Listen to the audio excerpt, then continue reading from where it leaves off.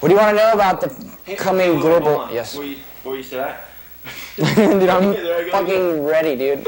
So, oh shit, you want to get me started on UFOs? But just that one story. All right.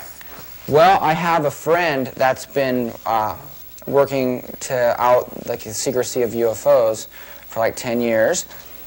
And I met up with him on the East Coast, and I asked him what he was doing, wondering if there's anything I could do to help or whatever, and he spent 10 years filming like over 500 top secret witnesses that work for the government.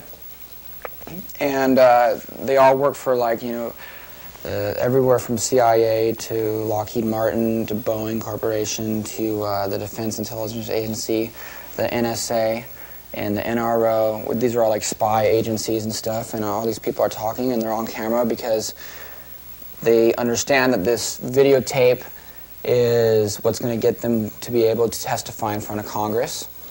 And so they're all talking about a lot of things about aliens and UFOs, from people that were in charge of like our whole nuclear missile inventory. They were in charge, people that worked at like NORAD and all this stuff. And this one guy's talking because he used to work for the Air Force, and they're called the Blue Berets, and they work for a nuclear like cleanup task force.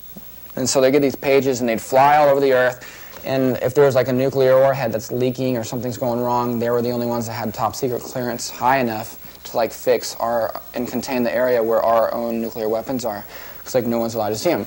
But he was one of a few people that would get his page and they'd fly across wherever, the continent or whatever, and they would land, and instead of there being like a nuclear warhead, there would be like a crashed UFO and alien bodies and stuff. And he was on this crash retrieval team, and he talks about all these stories that he used to get bodies and the actual hardware, and he was the one that was responsible for make sure it gets shipped down to like Wright-Patterson Air Force Base to the Nevada test range where Area 51 is and stuff. And he talks of another time where he was in the Pentagon.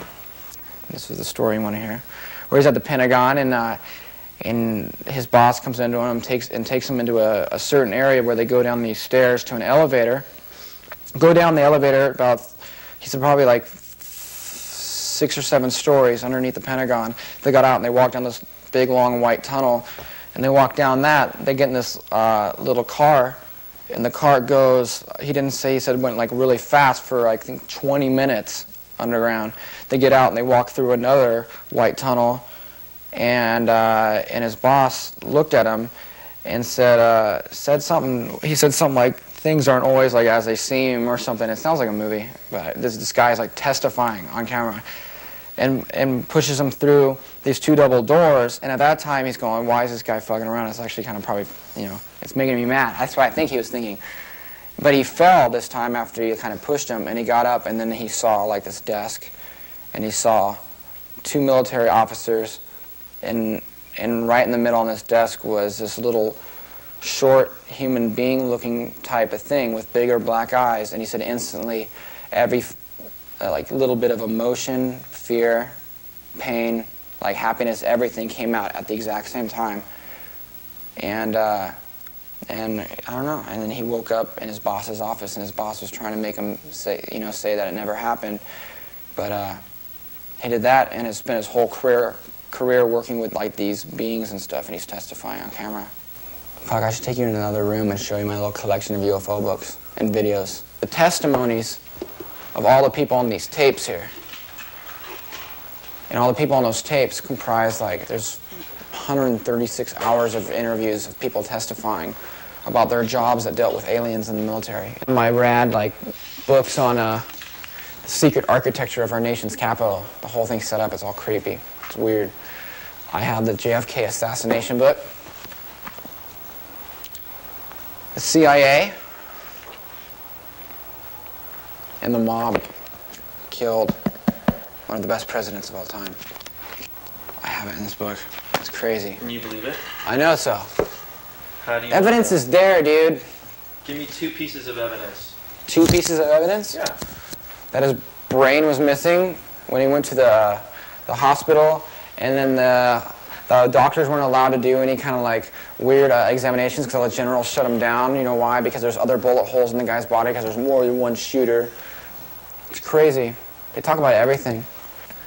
The architects of the underworld, it's all about the monuments and pyramids on Mars and the mathematical, geometrical shapes and see, there's all these pyramids and stuff on Mars, and they make all these weird, like, angles and stuff, but those angles are the key to tetrahedral physics.